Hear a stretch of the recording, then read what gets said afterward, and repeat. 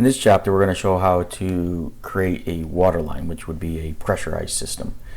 To do this, we're going to already provide you with some information and some data to start with. So below this video, you can download the project VCE file, and that'll also include the PDF document that we're going to use here.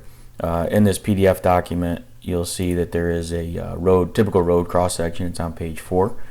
And what we want to do is we want to model the subgrade of our project. So going with the idea that we are going to come in and grade this to subgrade, and then we're going to come in and put the trench in for the water line, and we want to make sure that the water line is the proper distance below the finished design.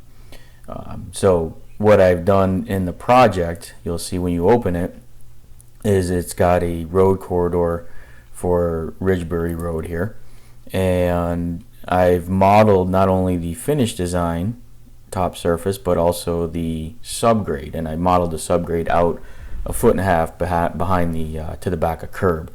So basically that just gives us enough surface to work with, because we're going to come in and we're going to take this water line here and we're going to drop it about 4 feet below finished design. And then what we want to do is when we do the trench, we want to trench it to the subgrade, because that would be the surface area that's been prepped for us. So again, just going through a simulation of how one might go about achieving the modeling of this water line and determining the trench and the volumes of material that we're going to need for the installation of the water line. So let's start by downloading the video or the content below, and the next step will be to prep the data.